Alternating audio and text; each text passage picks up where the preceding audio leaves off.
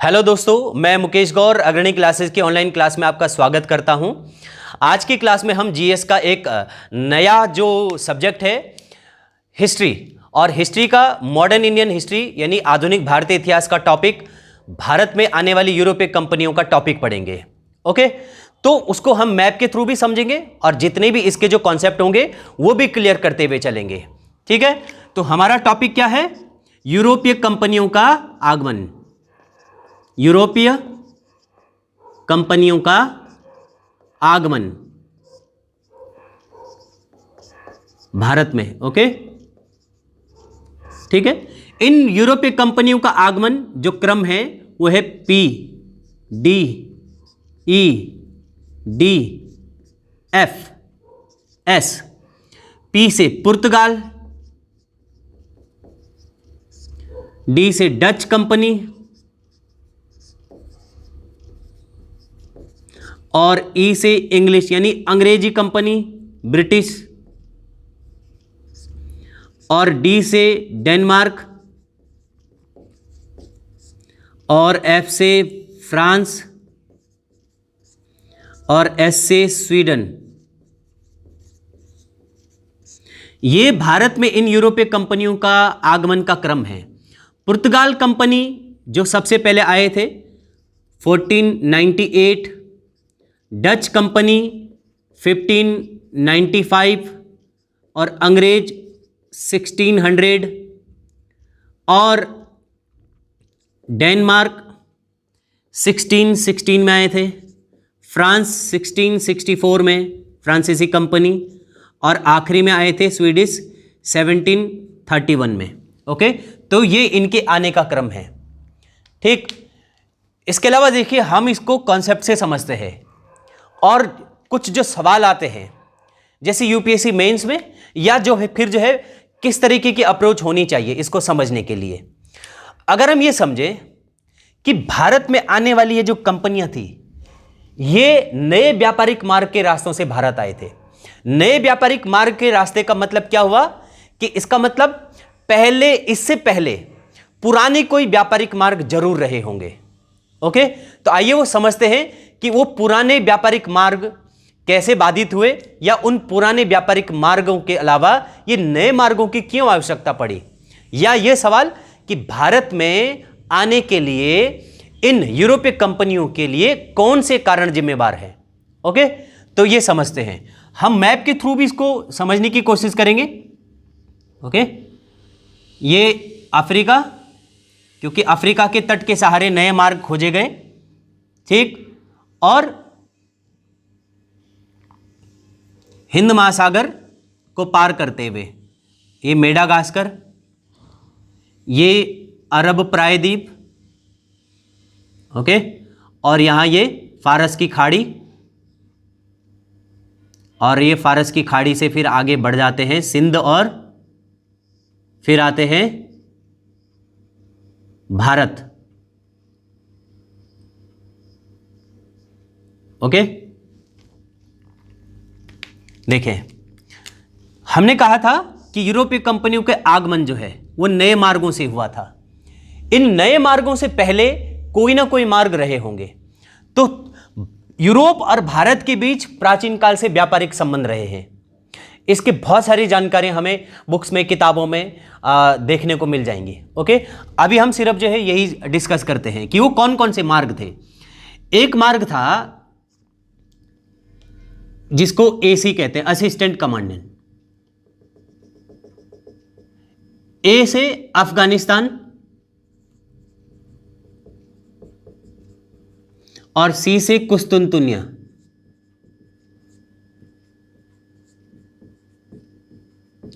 यानी कुस्तुनतुनिया से होते हुए, और बीच में यूराल पर्वत भी आता होगा, कुस्तुनतुनिया से होते हुए अफगानिस्तान के रास्ते से भारत में एंट्री की जा सकती थी व्यापारिक मार्गों के थ्रू। या एक और था लेवंट। लेवंट से ये फारस की खाड़ी, ओके, फारस की खाड़ी से होते हुए इनके जो जहाज हैं ये भारत पहुंचते थे। ठीक, यानी इसको हम बोलते हैं एल और पी से फारस। ठीक है। और जो तीसरा परंपरागत मार्ग था वो था सिकंदरिया।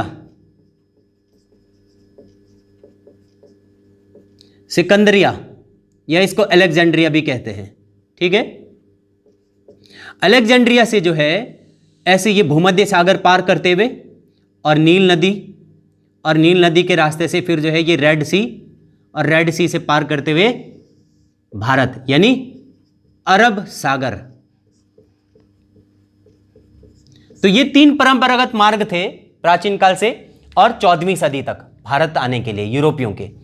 लेकिन अब देखिए हमने क्या कहा था कि ऐसे कौन से कारण थे कि इनको यानी यूरोपियों को भारत में व्यापार करने के लिए नए मार्ग खोजने की आवश्यकता पड़ी। तो इसके लिए 2 प्रमुख कारण थे। ओके। नंबर 1 कारण था ये जो एरिया है इस क्षेत्र में 2 शक्तियों के बीच में संघर्ष हुआ, और वो 2 शक्तियां थी तुर्क और अरब। इनके बीच में संघर्ष था।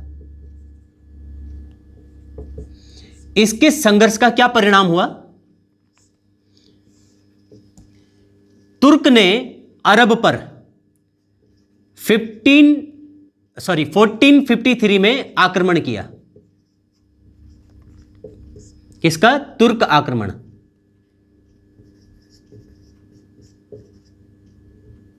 तुर्क आक्रमण अरब पर। ओके।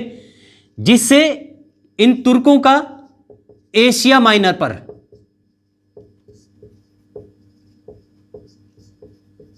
नियंत्रण बोल लीजिए या अधिकार। ओके।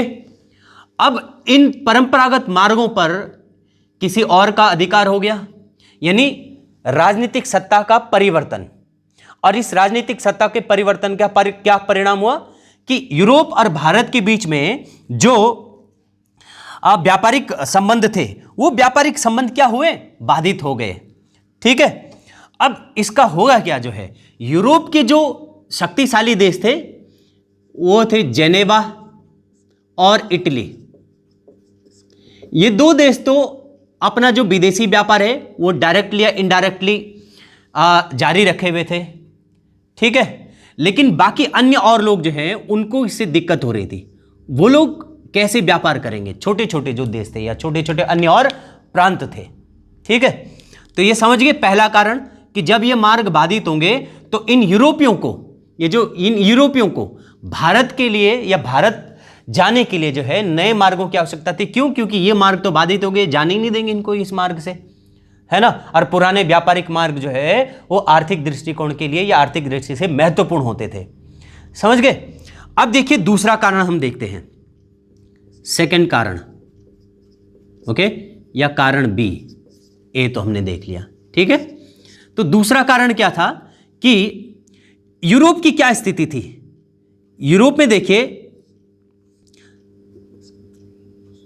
चर्च की सत्ता थी सबसे ज्यादा। ओके। चर्च को ही एकमात्र ज्ञान का स्रोत माना जाता था। ठीक है। और चर्च क्या कहता था कि ये जो यूरोपवासी इनको कि आप जो है समुद्र यात्रा ना करें, व्यापार ना करें दूसरे देशों से, अपने ही देश में रहें। ओके। और विज्ञान और तकनीकी का विकास ना करें, सिर्फ धर्मतंत्र व्यवस्था पर ही हम यहां पर रहें। ओके। तो ऐसे में क्या हुआ, जो कुछ यूरोपवासी थे ये इन यूरोपियों का कुछ संपर्क जो है व्यापार के सिलसिले में अरब के लोगों से हुआ, और इन्होंने क्या देखा, इन्होंने क्या पाया या इन्होंने क्या महसूस किया कि अरब का ज्ञान तो यूरोप के ज्ञान से कई आगे पहुंच गया है। अरब तो अपने ज्ञान को आगे बढ़ा करके तरक्की करने लग गया, व्यापार से भी हर क्षेत्र में। और यूरोप का ज्ञान देखिए सिर्फ चर्च तक ही सीमित है। ओके। तो इसको कहते हैं कि ज्ञान का स्रोत था तो चर्च की सत्ता थी, है ना। लेकिन जब लोगों का संपर्क दूसरे देशों से होने लगा तो वो क्या करने लगे, चर्च की सत्ता को चुनौती देने लगे। किस रूप में चुनौती देंगे? क्या राजनीतिक रूप में या फिर धार्मिक रूप में? आइए देखते हैं किस रूप में देने लगे। तर्क के रूप में लोग जो है नए तर्क करने लगे। ओके, यानी चर्च का जो ज्ञान है उससे परे, चर्च के ज्ञान से परे सोच करके लोग नया तर्क देने लगे। इससे कि इन लोगों में क्या हुआ परिणाम से, इसका परिणाम क्या हुआ कि लोगों में पुनर्जागरण की भावना आने लगी, यानी जागृत हुए लोग। तो इसका परिणाम क्या हुआ? यूरोप में पुनर्जागरण। ठीक है, और पुनर्जागरण का क्या प्रतिफल देखने को मिलता है? पुनर्जागरण का यह प्रतिफल देखने को मिलता है, नंबर एक बात कि अब लोग जो है विज्ञान और तकनीकी इसका विकास करने लगे, और हुआ भी। ओके, जैसे जहाज रानी, ये जहाज रानी उद्योग, इसका विकास हुआ। ओके, और साथ ही नए राज्यों का उदय, यूरोप में नए राज्यों का उदय हुआ, जैसे जिनमें फेमस थे पुर्तगाल, स्पेन इत्यादि। ठीक है, तो इन नए राज्यों के उदय होने से क्या होने लगा कि इन्होंने चर्च को चुनौती दी, चर्च की सत्ता को, और ये अपने आप को विकसित करने के लिए, अपनी आर्थिक स्थिति बढ़ाने के लिए भारत के लिए नए मार्ग खोजने लगे। ओके, तो पुर्तगालियों ने क्या किया? पुर्तगालियों ने एक तो नाव परिवहन, ओके, या फिर जो है नेवी को प्रोत्साहित किया। ठीक है, और इसी का परिणाम क्या हुआ कि इन पुर्तगालियों ने जो है अफ्रीका महाद्वीप का एक अंतिम बिंदु है जिसको क्या कहते हैं, केप ऑफ गुड होप। इस केप ऑफ गुड होप की खोज ने इनको एक आशा की किरण दिखा दी। ठीक है, यानी नए मार्ग की खोज। ठीक, जैसे ये केप ऑफ गुड होप की खोज हुई, उसके बाद इनको लग गया कि अब जो है भारत के लिए समुद्री मार्ग खोजना थोड़ा आसान हो गया। ठीक है, तो समझ गए कि यानी कि यूरोपीय कंपनियों के भारत आगमन के पीछे क्या कारण रहे? दो कारण है ना। नंबर एक कि अरब और तुर्क का संघर्ष इस रीजन में, ओके, तो ये परंपरागत मार्ग क्या हुए? बाधित हुए। दूसरा कि यूरोप में जो है जो ये नए राज्य उभरे हैं, पुर्तगाल, स्पेन इत्यादि, और लोगों ने जो चर्च के ज्ञान से परे सोच करके नए तर्क देने लगे, और जिससे उनके समाज में जागृति फैली, जिससे कि वो जागृत हुए, यानी पुनर्जागरण हुआ यूरोप में।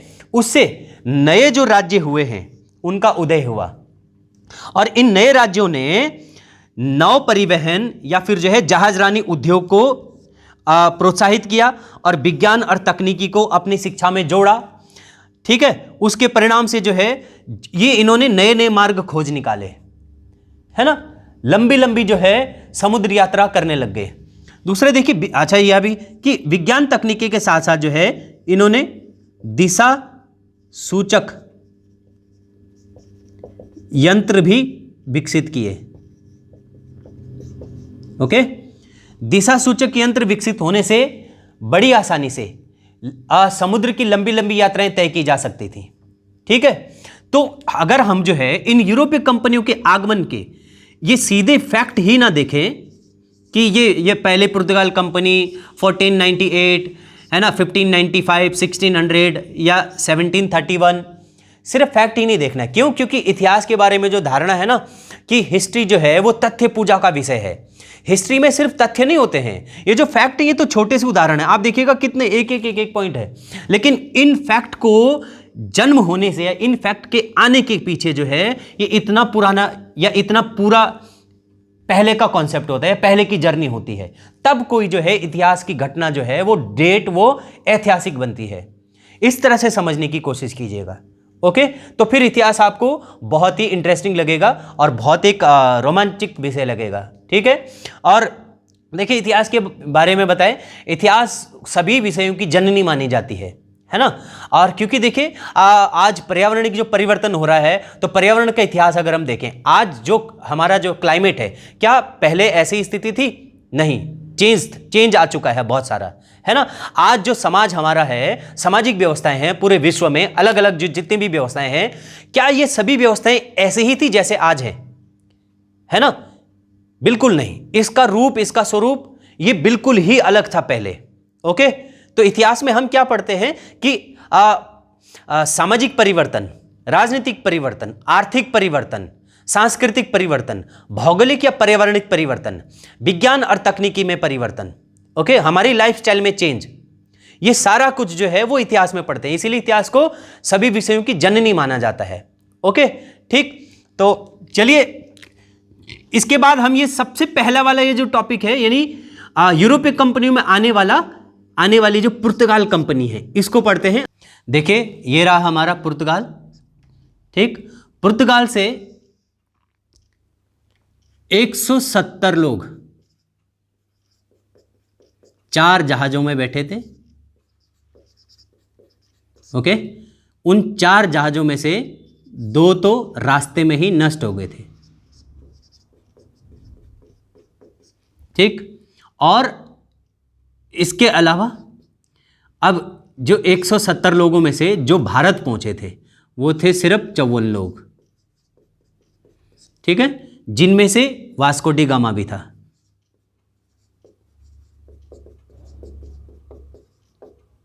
ठीक है, वास्को डी गामा अपने जहाज में अन्य और व्यापारी साथियों के साथ जब भारत के लिए आया था, तो उसे लगभग 1 साल लगा भारत पहुंचने में। ओके, और भारत आने के लिए जो इन्होंने रास्ता चुना था, उस रास्ते को केप ऑफ गुड होप तक, Cape of Good Hope, Cape of Good Hope तक, इसे पहले एक अन्य और पुर्तगाली ने खोज निकाला था जिसका नाम था बार्थोलोमो डियाज। बार्थोलोमो डियाज, इसने पहले ये केप ऑफ गुड होप खोज लिया था। ऐसा ही है लास्ट, अफ्रीका का लास्ट पॉइंट। ओके, तो देखिए, तो वास्को डी गामा का जो जहाज है ये यहां से आगे पहुंचा। ठीक, लेकिन रास्ते में जो है इसको दिक्कतें आ रही थी, क्योंकि देखिए 170 लोग थे, है ना, और 54 लोग बच गए, 2 जहाज नष्ट हो गए, है ना, और भारत के लिए जाना जरूरी था। ठीक है, तो यहां कहीं जो है इसका जहाज जब इधर पहुंचा तो इसकी मुलाकात एक गुजराती नाविक से हुई जिसका नाम था अब्दुल मनीक। देखिए ये एग्जाम में क्वेश्चन आते हैं इसके बारे में कि वास्को डी गामा की मुलाकात किससे हुई थी, जिसने उसको भारत के लिए एक रास्ता दिखाया था। उसका नाम था अब्दुल मनीक। ठीक, अब्दुल मनीक से जो है इसकी मुलाकात हुई, है ना। अब इसने आगे का रास्ता इसको बताया और इसका जो जहाज है वो 1498 यहां पहुंचा और इस जगह का नाम कालीकट बंदरगाह था। कालीकट बंदरगाह, ओके, और ये किस में आता था? केरल। ठीक है, उस समय इसे क्या कहते थे? त्रावणकोर रियासत। आज तो केरल है, उसका नाम है केरल में है, तब ये जो बंदरगाह है वो त्रावणकोर रियासत में आता था। ठीक है, यहां इसकी जो मुलाकात है वो हुई थी एक स्थानीय शासक जिसका नाम था जमुरिन। जमुरिन ने इसका स्वागत किया, ओके, और अब वास्को डी गामा जब वापस अपने देश गया, वापस गया अपने देश, तो भारत से जो इसने मसाले खरीदे थे, मसालों का व्यापार किया था, उस व्यापार से इसको 60 गुना मुनाफा हुआ। अन्य और छुटपुट चीजें भी होंगी साथ में, लेकिन थोड़ा मोटे मोटे तौर से जो है 60 गुना इसको मुनाफा हुआ जब ये अपने देश पुर्तगाल गया। ओके, इसको देखते हुए अन्य और पुर्तगाली व्यापारी या अन्य और यूरोपीय व्यापारी भारत आने के लिए ललायित होने लगे या भारत में आना चाहते थे। ठीक, तो पहला जो व्यापारी था वो था Vasco D gamma. Vasco D gamma के बारे में ये बताया जाता है कि ये भारत में जो है 3 बार आया था अपने जीवन काल में। तीसरी बार जब आया तो इसकी मृत्यु यहीं हुई और यहीं इसकी कब्र बन गई थी। लेकिन एक जो क्वेश्चन आता है, वास्को डी गामा जब भारत आया तो उसकी जो मुलाकात हुई थी स्थानीय शासक जमुरिन, क्या उसने इसके साथ युद्ध किया या इसका स्वागत किया? तो 2 तरीके के हैं सवाल। जब वास्को डी गामा पहली बार भारत आया 1498, तो स्थानीय शासक जमुरिन ने इसका स्वागत किया था। दूसरी बार जब आया था तब जमुरिन ने इसके साथ युद्ध किया था। तीसरी बार जब आया तो फिर यहीं इसकी मृत्यु हुई और यहीं ये रह गया था। ओके, अगला वास्को डी गामा के बाद जो है देखिए 1500 ईस्वी में सेकंड व्यापारी भारत आया था जिसका नाम था अल्वारेज काब्राल। अल्वारेज काब्राल, ठीक है। तो ये भारत में पुर्तगाल कंपनियों का आगमन, ठीक है। और इसके बाद जो है देखिए 1503 में पुर्तगाल की पहली जो कंपनी या पहला जो फैक्ट्री की स्थापना हुई थी वो थी कोचीन, ठीक है। बाद में फिर ये यहां से आगे के लिए पहुंचे और गोवा, इन्होंने जो है गोवा जीत लिया, फिर सूरत में फैक्ट्री बनाई, फिर गुजरात में जो है अपना व्यापार फैलाना चाह रहे थे, ठीक है। मैं आपको यहां थोड़ा एक समझाता हूं जो है कि जब ये यूरोपीय कंपनियां भारत आ रही थी तो भारत की उस समय पर राजनीतिक स्थिति कैसे थी या कौन कौन रियासतें यहां शासन करती थी।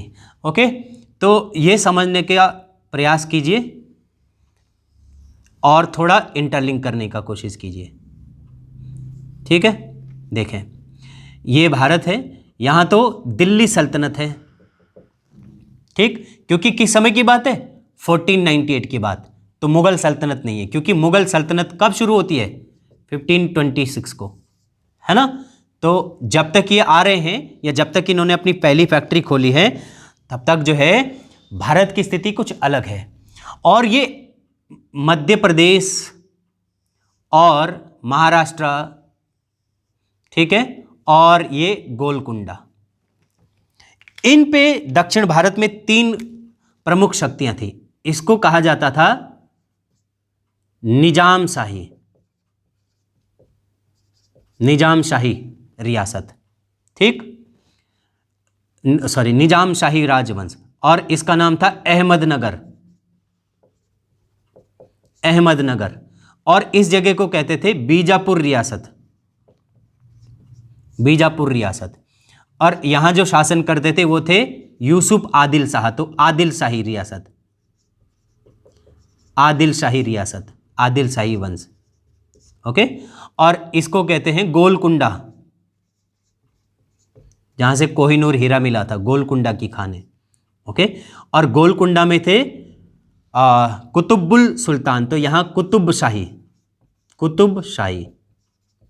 ओके, इनका शासन था, ठीक। अब ये जो बचे यहां और अन्य और स्थानीय रियासतें थी, ठीक है, जो कि इनमें से एक कौन सी, त्रावणकोर रियासत, और वहां एक स्थानीय शासक था जमुरिन, जिसने वास्को डी गामा के जहाज को यहां जगह दी थी इस बंदरगाह में, और फिर इसी तरह से जो है अन्य और जो यूरोपीय कंपनियां हैं उनको भारत आने का एक जो है बहाना मिल गया कि स्थानीय शासक यहां स्वागत करते हैं, हेल्प करते हैं, ओके, या हम ये कह सकते हैं भारत की इस समय जो राजनीतिक स्थिति थी, क्योंकि छोटे छोटे आज तो मतलब जैसे कि अलग अलग राज्यों में अलग अलग रियासतों का शासन था, ठीक है, तो इसका जो है विदेशी कंपनियों ने फायदा उठाया।